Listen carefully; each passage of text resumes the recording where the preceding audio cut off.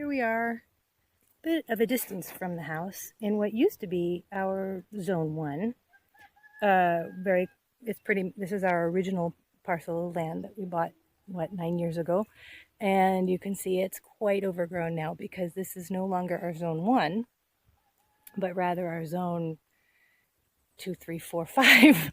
So in permacultura and permaculture, we talk about zones. Zone 0 is the house where the human habitants live. And then from there you go from the most visited or the most intimately cared for by the humans area, which is Zone 1, which is usually like a kitchen garden and etc. And then you go out to zones that are more and more, well, generally further away from the house, but also less intensively cared for, let's say. So you might have forest or whatever, just where you're not, it's not so manicured, let's put it that way. So this, like I said, used to be our, central primary property, and now is a fair ways away. So we're going to go from here. So we're looking over this way. On the other side of this massive greenery here, there's like a little mini slope. And then on the other side, the slope continues over here. So over here is what was Bananalandia. Well, it still is. It's where we have some bananas planted, and I did a video about that a long time ago before we moved here. And you can see up there is one of our neem trees, and there's another one of our neem trees. And so there's where we had have bananas planted. We actually just harvested from there. And then if you come down this slope, on the other side here is where we're doing our Sache Inchi planting, but that's just getting started. So this is all still, as you can see, quite wild, but it has what we started when we first came here. So let's go over. This is a Mysore raspberry, which is wild. The wild and out of control is what I mean to say. It needs to be trellised to keep it sort of from being so unruly. But we don't really know how to do that. I don't know how to deal with these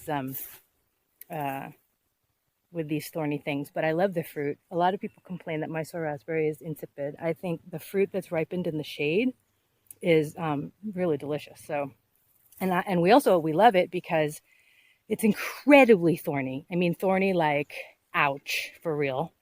And it makes a great barrier. So we're planting, and it grows really well in the shade. So we're planting it on the other side of the house, where there's a sort of a vulnerable spot where people can trespass onto our property. We're planting it there to create an impenetrable thicket at some point soon of this, and also have fruit as a bonus. The orange flowers are not part of the Mysore raspberry. They are a wild vine that I think in English I've seen people selling seeds of this, which amazes me. But here in the tropics, it's really invasive and a pain in the ass to deal with. But I think it's called the black-eyed Susan vine. And yes, it's cute, but oof, there's just too much of it, and it can really be difficult to deal with. It just goes everywhere. Anyway, so that's our Mysore raspberry, and then we come over to this side. This is a Ortanique Tangor, which is a cross between a tangerine and an orange. It's a Jamaican variety. Oh, I'm just totally wrong. This is a lime.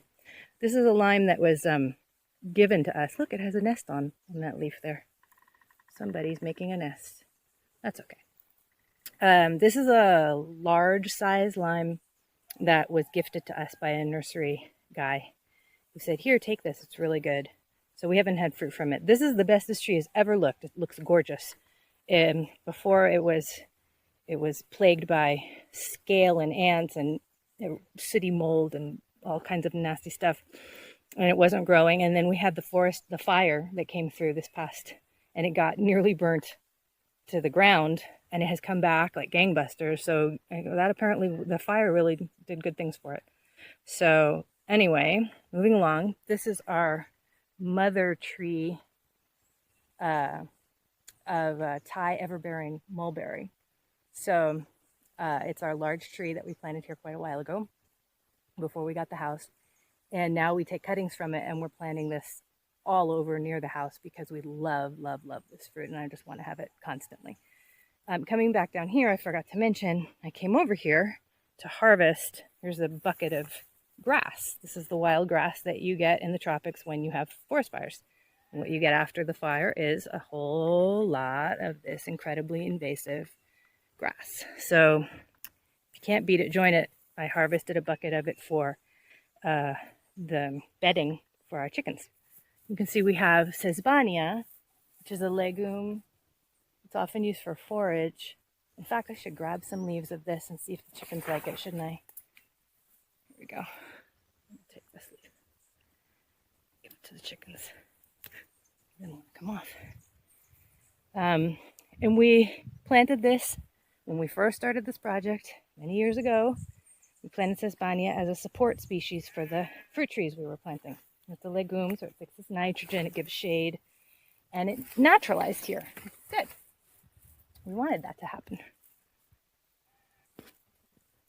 So now we're getting sesbania popping up all over the place, and that's a good thing. Here is a pigeon pea, which we also planted for the very same reason, and it didn't naturalize, unfortunately, so we have planted it again, just kind of randomly all over the place. Coming along, we have a strawberry guava. This was pretty badly damaged in the fire, but it has come back really nicely now. And just behind it, this taller tree, is a peanut butter fruit tree. It gives fruit that really does taste and even has a texture very similar to peanut butter, but unfortunately this tree, our tree, has flowered many times and not given fruit, so we'll keep waiting for fruit. Here is indeed the ortanique that I was mentioning before, which is actually lime. This is finally getting some growth on it. Has been small for a long time. It's finally starting to go up. Ortanique is a Tangor, cross between a tangerine and an orange. It's a Jamaican variety. It's supposed to be great. Haven't had fruit from it yet, of course, but high hopes for that. Then if we come along here, so we're on the second level. Let's clarify here. Up that way is the street. You can see these trees here are the limoncillos. That's the living fence along the street. Those are the originals that we planted like 9 years ago, I guess. And they were huge. I mean, they went up, you see they end about there. They went up to there. And they were shading everything. So a huge project this rainy season was to cut back about 2/3 of their height. And you can see here are some of their branches. We're going to go up and see the rest. Huge pile of thorny branches that we haven't figured out what to do with yet. We're using some of them. Here's some more that we've processed already. It cut off all the smaller branches and such. And we use them for posts, trellises, and stuff like that. But here is the huge pile that we have right in front of our gate, our original gate. So there's the gate, right? And here's this huge pile of thorny branches that we have not dealt with. So you can see here, this is the new limoncillo, now much, much shorter and much, much denser now. The foliage at the lower level, which had become very sparse because it was completely shaded out by itself, is now filled in, and it's actually functioning much better as a fence than it was before. So this here, so the fence, so the street is right behind there, and now we come here. This is what I would say the first level of our food forest.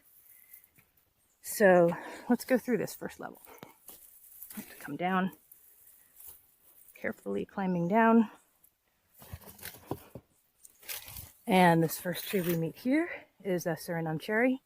It's a red variety. Has that resinous taste that people don't like in Suriname cherries. The red variety definitely has that. But when it's really ripe, I actually find it pleasant to eat. I did try, however, drying it, dehydrating it, thinking, oh, maybe that'll intensify the sugar. Oh, it did not do that. instead of intensifying the sugar, it intensified the resin. It was basically just like eating tar. So that wasn't a good thing. So that's a large tree, and a lot of that fruit goes to the birds and the ants. They like them. This is acacia. It's a flowering legume, and it has really started off slow, but now finally is like a tree, and I'm standing under it, and it's very pretty. And I'm hoping it's going to show off its gorgeous flowers for us one day. This is another Suriname cherry. It's another red-fruited one that was in the shade of those limoncillos before we cut them back, and now has some sun. Maybe it'll fruit. This is a acerola cherry that had gotten huge. It has hosted many birds' nests. It had gotten really huge, and it also had a lot of parasites. We cut it way back to a little bush, and now it seems a lot healthier. Coming along, this is a guama, or an ice cream bean. Has yet to flower, so I don't know how the beans are. The fruit is. Here is a California navel orange, which was also getting shaded out by the limoncillos, and now has some sun and is looking much happier and has some oranges on it. And I'm hoping now that it has sun will grow in more than one direction, and also next year produce more fruit, because this is pretty paltry amount of fruit that it has, considering the size of the tree and the length of time it's been in the ground. This is our oregano tree. It's I had no idea oregano could be a bush, but this really is. And this is another guama, another ice cream bean. And this is a Persian lime that I thought was going to die. And actually from here it looks like it did, doesn't it? But it didn't. At the last moment, it pulled out a recovery. As you can see there, has leaves. And I think is going to make it. And then maybe next year be able to fruit. That was a relief.